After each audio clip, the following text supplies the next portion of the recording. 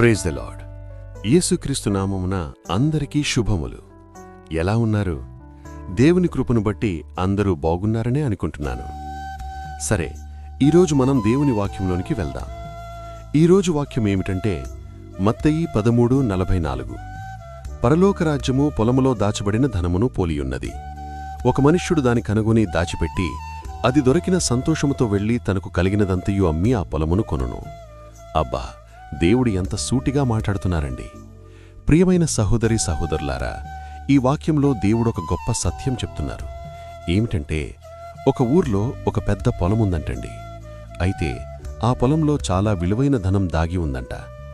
అనుకోకుండా ఒకరోజు ఒక మనిషి ఆ పొలంలో దాగి ఉన్న ధనాన్ని చూశాడట. అప్పుడా మనిషి అనుకున్నాడు, ఈ ధనం ఎంతో విలువైనది, ఇది నాకు చాలా అవసరం. అతనికి అర్థమైంది. అందుకే ఏం చేశాడంటే, తన దగ్గర ఉన్నదంతా అమ్మేసి ఆ పొలాన్ని కొనేశాడు. ఎందుకంటే అతనికి తెలుసు, ఆ ధనం దొరికితే తన జీవితం పూర్తిగా మారిపోతుందని. ప్రియమైన సహోదరి సహోదరులారా, మనకు ఒక ధనముంది. అది ఏమిటంటే, అదేనండి బాబు, పరలోక రాజ్యం. ఎస్, అవునండి, ఇది నిజం.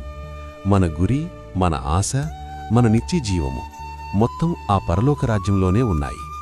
అయితే మనం చాలాసార్లు డబ్బు కోసం, పేరు కోసం, స్థానం కోసం మన జీవితమంతా పరిగెడుతుంటాం. కానీ మనకి నిజమైన ధనం, నిజమైన ఆనందం ఏమిటంటే దేవునితో సహవాసం కలిగి జీవించడం. దీనికన్నా గొప్ప ఆనందం ఇంకెక్కడా దొరకదు. నువ్వెప్పుడైతే దేవుని ప్రేమను, ఆయన సహవాసాన్ని అనుభవిస్తావో అప్పుడు నీకు తెలుస్తుంది, ఈ లోకంలోని వాటన్నీ సున్నాలాంటివి అని. ఎందుకంటే ఒక్కసారి ఆయన ప్రేమను, ఆయన సహవాసాన్ని రుచి చూస్తే వదిలిపెట్టలేవు. అప్పుడు ఈ లోకం నీకు చేదుగా అనిపిస్తుంది. ప్రియమైన సహోదరులారా, మన లైఫ్లో ఫస్ట్ ప్లేస్ దేవునికే ఇవ్వాలి. ఎందుకంటే నీకున్న జాబ్ పర్మనెంట్ కాదు, నీకున్న కుటుంబం పర్మనెంట్ కాదు, నీకున్న స్నేహితులు పర్మనెంట్ కాదు. అలాగే ఈ లోకంలో ఉన్న నీ ఇల్లు, నీ కారు మొదలైనవి అవేవీ పర్మనెంట్ కావు. కాని ఒకరు మాత్రం పర్మనెంట్. ఆయనెవరంటే ప్రభువైన యేసుక్రీస్తు మాత్రమే. చివరిగా నేనొకటి చెప్పి ముగిస్తాను. నువ్వు ఈ లోకంలో 70 లేదా 80 సంవత్సరాలు బ్రతుకుతావేమో, అది కూడా గ్యారంటీ లేదు కదా. అయితే దేవుడనుగ్రహించే నిత్యజీవం వైపు తిరుగుదాం.